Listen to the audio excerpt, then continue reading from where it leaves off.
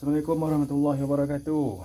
Apa khabar semua? Sihat So PKPB ni kan, semua rehat di rumah lah kan. Baik, hari ni saya nak buat review ringkas pasal chainsaw sebab saya minat chainsaw.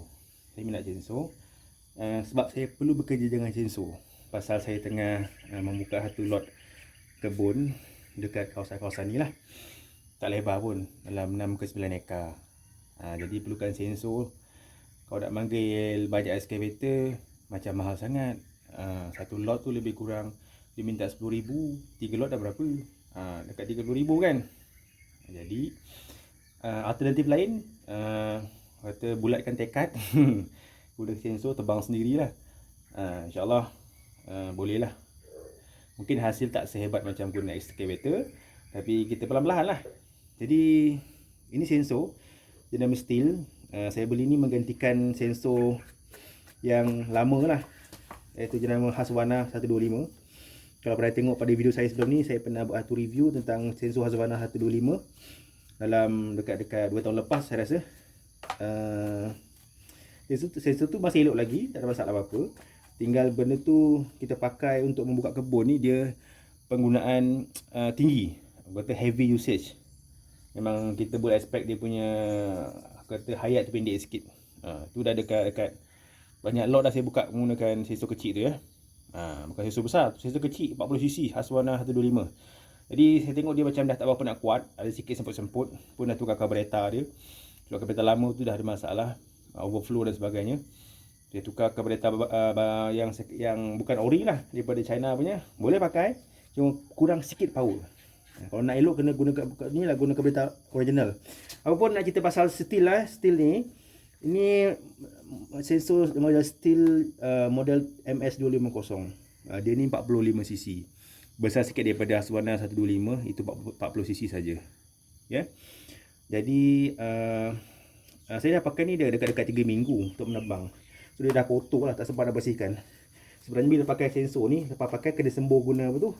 Compress air tu kan, angin tekanan tu, untuk bersihkan segala habuk dan sebagainya. Kalau tidak akan dia takut cepat rosak. Okay. Jadi saya guna brush lah, tak ada pun compress air, tak ada pump angin kan.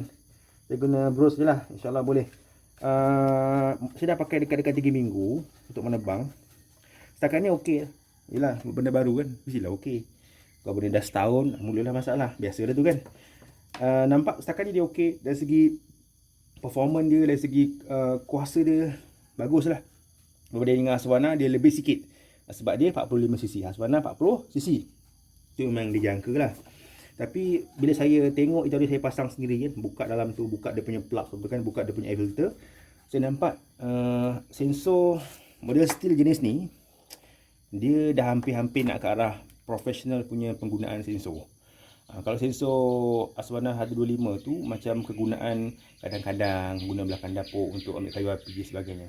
Tapi ini lebih kepada macam untuk orang kerja harian chainsaw. Dia punya design dalam tu, dia punya alatan kan, dia macam untuk kerja harian punya chainsaw yang mana dibuat untuk lebih tahan lama. Akan saya buka dalam, kita tengok apa beza dia ya. Okey.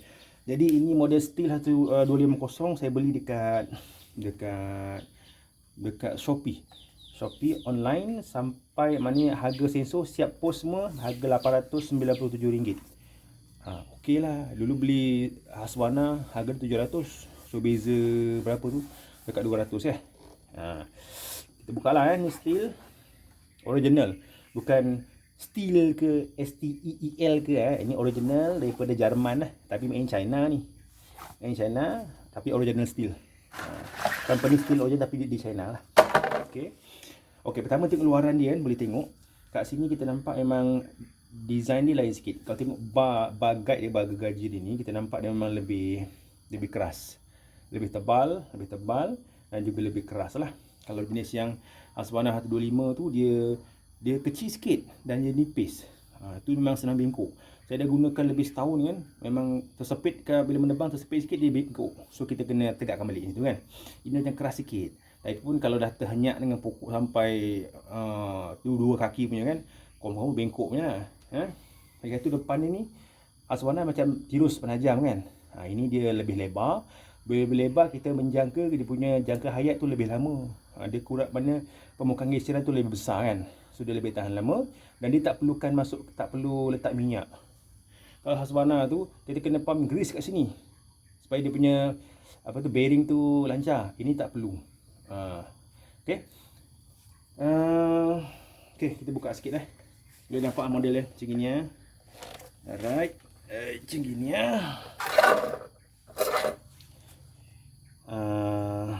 Okey, kita buka sikit lah. Yang luaran lagi saya nak tengok. Dekat sini kan, dia punya untuk chain tensioner, adjust untuk ketegangan rantai ni, dia punya ni nampak macam tempat adjust ni nampak macam lebih mahal sikit. Dan juga skru ni lebih besar. Bila skru lebih besar, dia boleh ikat bar gergaji ni lebih ketat. Maknanya rantai tekan tak mudah longgar lah, kendur lah. Kalau Husqvarna marin dia macam agak simple, kecil dan dia mudah kendur. Nak kena banyak kali mengetatkan dia. Yang kedua, sistem penegangan dia pun macam lebih nampak keras sikit lah, lebih tahan sikit ya. Baik. Tapi keseluruhan dia memang berat sikit. Berat pun tak banyak, berat dalam 200 gram saya rasa lebih daripada Husqvarna. Husqvarna boleh rasa ringan lah, ringan kan. Ini rasa lebih berat sikit tapi tak berat sangat.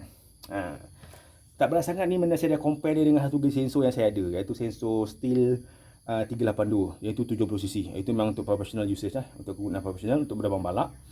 Itu memang berat tuan, itu dekat 10 kilo. 10 kilo nak menebang, sakit pinggang. Ini kira okey.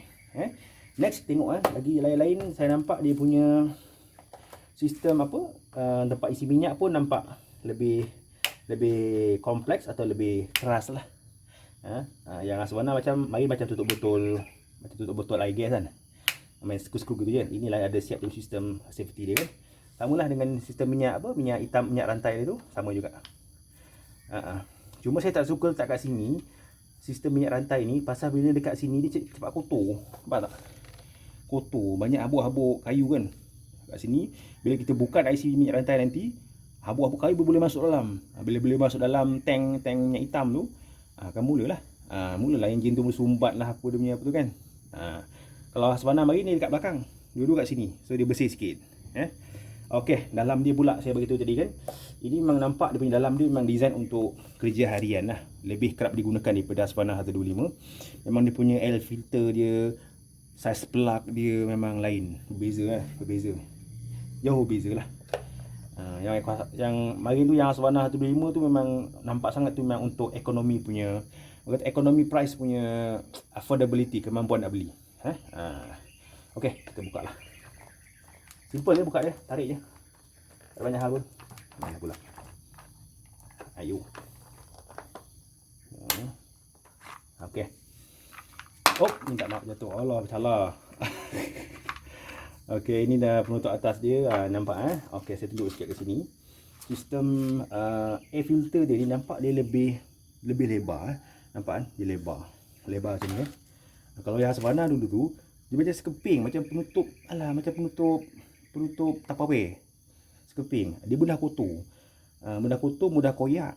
Tapi yang ni saya nampak dia lebih lebar, permukaan untuk pertukaran penyedutan angin tu lebih lebar. So kita expect dia punya power lebih kuat lah.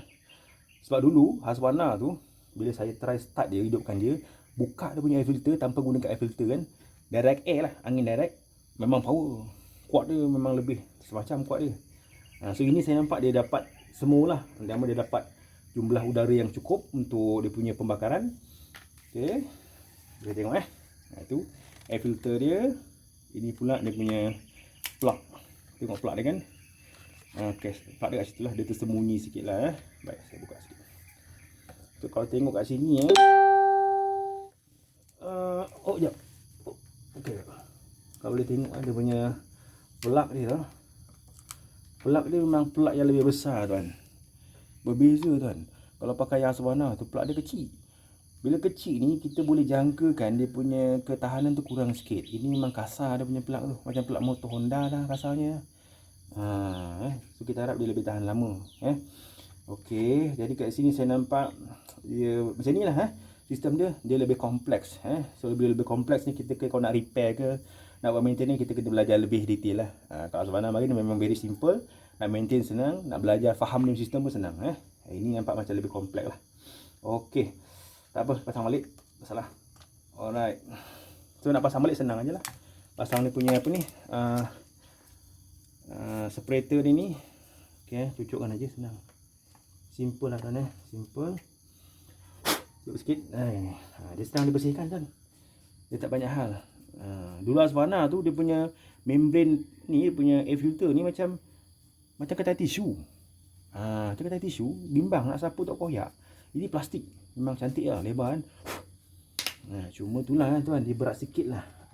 Bila berat sikit ni, walaupun kata dia sikit, tapi bila dah di hutan kan, di dalam hutan, nak bekerja dalam masa yang panjang kan, kita nak kena banyak membongkok untuk menebang. So efek sikit tu berbeza, besar efek daripada kita punya sikit belakang tu kan. Jadi ini saya nampak dia berat sikit lah, tapi power dia lebih. Power dia lebih. Kita harap dia punya endurance dia, ketahanan dia, kata jangka hayat lebih lama lah. Tapi sensor ni tuan tengok juga lah tuan, dia tengok kegunaan orang berbeza-beza. Majoriti orang beli sensor untuk kegunaan kadang-kadang, setahun sekali, 2 kali, 3 kali macam tu.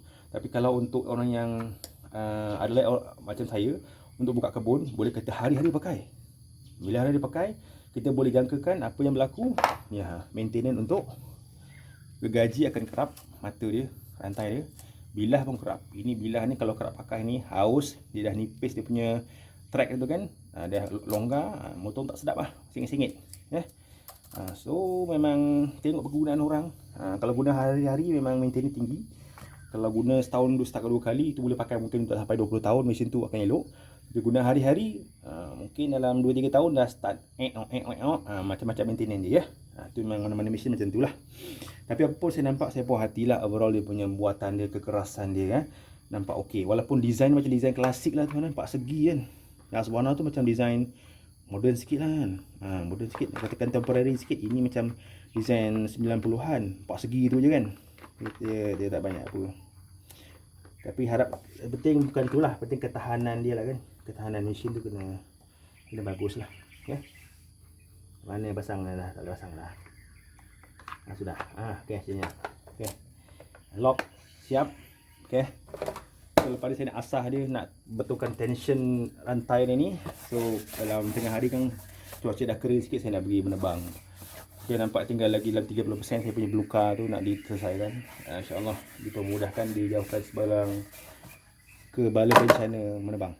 Okey tuan, saya rasa ini untuk harga RM897 kira berbaloi lah. Berbaloi. Saya tak nak cerita pasal chainsaw yang jenama yang tak ori lah, yang clone, yang murah, yang harga 200 lebih tu kan.